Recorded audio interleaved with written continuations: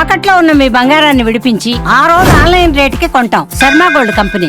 30 కోట్ల రూపాయలు పోగొట్టుకున్నాడు. 30 కోట్లు సంపాదించిన డబ్బంతా క్యాష్ చేసుకొని అన్నీ పెట్టుకొని 30 కోట్ల రూపాయలు పోగొట్టుకున్నాడు. ఏంటంటే వాడు మీరు 30 కోట్లు ఇట్లా ఇస్తే మీకు ఇట్లా ఇస్తాము అని చెప్పి ఎవడో ఒకడు చేశాడు, నమ్మించాడు. వాడు ఈ 30 కోట్ల కోసం వీడి మీద 3 కోట్లు ఇన్వెస్ట్ చేశాడు. వాడు కూడా దమ్మున్నాడే. వీడి దగ్గర 30 కోట్లు అవడానికి వాడు 3 కోట్లు ఇన్వెస్ట్ చేశాడు. వాడికి ఎన్ని జల్సాలు చేయించాలి, ఏం చేయాలి అన్నీ చేయించేసి వాడు రిచ్ పర్సనాలిటీ అని నిరూపించి వీడి దగ్గర నుంచి 30 కోట్లు కొట్టేశాడు. ఆ సూపర్ మార్కెట్ అని వచ్చి ఏడిస్తే ఏం చేయాలో అర్థం కాక అప్పుడు ఏదో తీసుకెళ్ళి నాకు ఢిల్లీలో తెలుసు కాబట్టి కూర్చోబెట్టి మాట్లాడిస్తే దొరికాడు వాడు. కాకపోతే వాడు ఆ పాటికి ఖర్చు పెట్టేశాడు. దాదాపు 15 కోట్లు ఖర్చు పెట్టేశాడు. ఖర్చు పెడితే ఆ 15 కోట్ల ఏవైతే 18 కోట్లకు ఆస్తులు ఏవైతే వాడి పేరు మీద రాయించుకున్నాడో అవైతే ఈయన పేరు మీద రాయించేసి మొత్తం 22 కోట్ల వరకు వసూలైంది. 6 కోట్లు మిస్ అయిపోయినాయి. దొరికినాయి. మళ్ళీ యాగము అన్నీ చేయించేసి 3 సంవత్సరాలు కష్టపడితే దొరికేవాడు.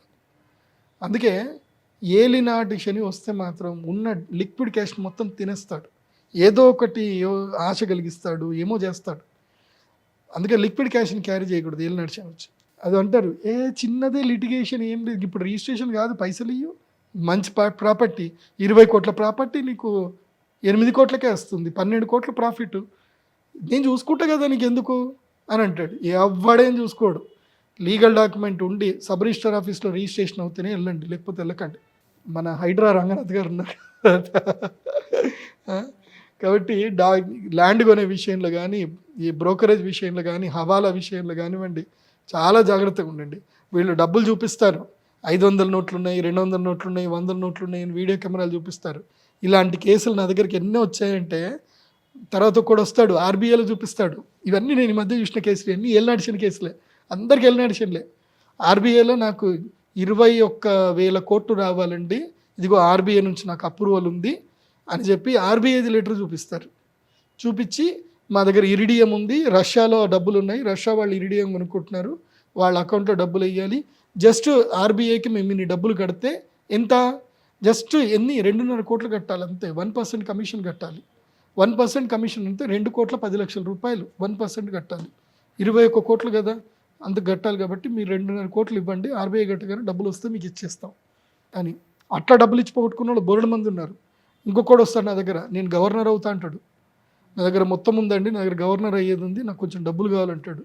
వాడి గవర్నర్ని చేస్తా అని వచ్చి వాడి దగ్గర 5 కోట్లు తాగారు. వీడవాడు ఎట్లా గవర్నర్ చేస్తాడు అర్థం కాదు. వాడు గవర్నర్ అనేసరికి పాపం వాడు రియల్ ఎస్టేట్ గవర్నర్ అయితే నీకు సంతకం ఉంటుంది, అది ఉంటుంది అంటే అందరు రియల్ ఎస్టేట్ వాళ్ళని ఏది రాజకీయ నాయకుల దగ్గర తీసుకుపోయి వాడు వీడికేమో చెప్పుంటాడు, రాజకీయ నాయకుడికి ఏం తెలియదు. ఇప్పుడు యువర్ మినిస్టర్, నేను ఒక పర్సన్ని తీసుకెళ్ళాను, పక్కన కూర్చోబెట్టా, మేడం అంతా ఓకే కదా మేడం అంటే ఓకే ఓకే మీ పని అయిపోతుంది అని మీరు అంటారు. మీకు నేను వేరే పని చెప్పుంటా, ఈయనకేదో తిరుమల తిరుపతి దేవస్థానం ఒకరోజు దర్శనం కావాలండి, మీ రికమెండేషన్ కావాలని నేను చెప్తాను.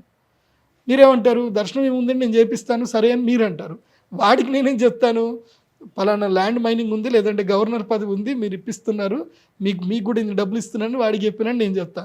సో తీరా ఏం జరుగుతాయంటే నేను ఓకే అన్నా, ఆ రోజు నేను మీకు దేవస్థానానికి దర్శనం అంటే ఓకే అన్నా, నేను నాకు సంబంధం లేదు, నాకు తెలియదు, అది కథ. సో మళ్ళీ ఇక్కడ వీడికి పోయేటప్పుడు వార్నింగ్ ట్రైనింగ్ ఇస్తారు, మేడం దగ్గర అవన్నీ మాట్లాడద్దు, వాళ్ళ పిఎలు ఉంటారు, మేడంది ఎంత డిస్క్లోజ్ అయిపోతుంది, ఇలా కానీ ట్రైనింగ్ ఇస్తారనమాట. అవేం మీరు మాట్లాడద్దు, ఎస్ఆర్ నో ఈనండి అంతే, ఇంతకు మించి ఏమి ఉండదు అక్కడ అనమాట.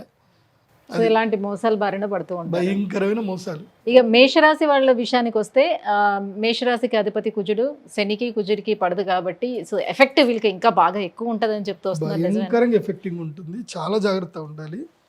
అందుకే మొన్న మధ్య ఒకడు 500 రూపాయలు ఇచ్చి 50 లక్షలు తీసుకున్నాడు హవాలా అని చెప్పి. 50 లక్షలు తీసుకొని 500 రూపాయలు చేతిలో పెట్టి తీసుకొని మీరు దుబాయ్ వెళ్ళండి మీకు వచ్చేస్తాను, దుబాయ్కి వీడే ఫ్లైట్ బుక్ చేశాడు. వాడు దుబాయ్ పోయి 500 పట్టుకొని ఆడ బుర్జ్ ఖలీఫా దగ్గర నిల్చున్నాడు, ఎవడొస్తాడు అని చెప్పి 5 రోజులు నిల్చున్నాడు, ఎవడు రాలి 500 నోటు దొరికింది వాడికి. సో ఇట్లుంటుంది అనమాట.